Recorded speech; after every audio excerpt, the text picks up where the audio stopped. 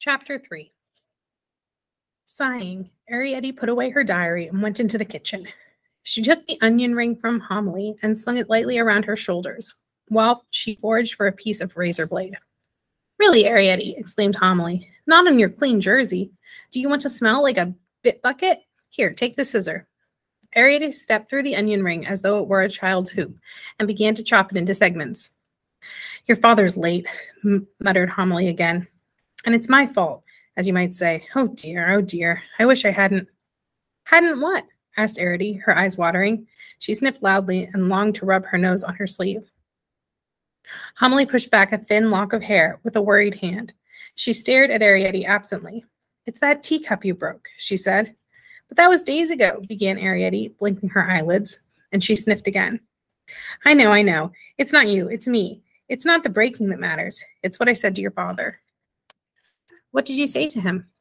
"Well, I just said, 'There's the rest of the service,' I said, 'up there where it always was, in the corner cupboard in the schoolroom.'" "I don't see anything bad in that," said Arrietty, as, one by one, she dropped the pieces of onion into the soup. "But it's a high cupboard," exclaimed Homily. "You have to get up by the curtain, and your father, at his age—" She sat down suddenly on a metal-topped champagne cork. "Oh, Arrietty, I wish I'd never mentioned it." "Don't worry," said Arrietty. "Papa knows what he can do." She pulled a rubber scent bottle cork out of the hole in the hot water pipe and let a trickle of scalding drops fall into the tin lid of an aspirin bottle. She added cold and began to wash her hands.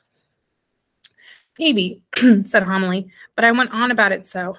What's a teacup? Your Uncle Hendry never drank a thing that wasn't out of a common acorn cup, and he's lived to a ripe old age and had the strength to emigrate. My mother's family never had nothing but a little bone thimble which they shared around. But it's once you've had a teacup, if you see what I mean." "Yes," said Arrietty, drying her hands on a roller towel made out of a surgical bandage. "It's that curtain," cried Homily. "He can't climb a curtain at his age, not by the baubles." "With his pin he could," said Arrietty. "His pin! I let him into that one, too. 'Take a hat pin,' I told him, 'and tie a bit of name tape to the head, and pull yourself upstairs.' It was to borrow the emerald watch from her bedroom for me to time the cooking." Homily's voice began to tremble. "Your mother's a wicked woman, Arrietty. Wicked and selfish, that's what she is." "You know what?" exclaimed Arrietty suddenly. Homily brushed away a tear. "No," she said wanly. "What?" "I could climb a curtain." Homily rose up. "Arrietty, you dare stand there in cold blood and say a thing like that?" "But I could borrow. I know I could." "Oh," gasped Homily. "Oh, you wicked heathen girl. How can you speak so?" And she crumpled up again on the cork stool. "So it's come to this," she said. "Now, Mother, please," begged Arrietty. "Now, don't take on." "But don't you see, Arrietty?" gasped Homily. She stared down at the table leg at a loss for words, and then, at last, she raised a haggard face. "My poor child," she said, "don't speak like that of borrowing. You don't know, and thank goodness you will never know." She dropped her voice to a fearful whisper. "What it's like upstairs." Arrietty was silent. "What is it like?" she asked after a moment. Homily wiped her face on her apron and smoothed back her hair. "Your Uncle Hendry," she began.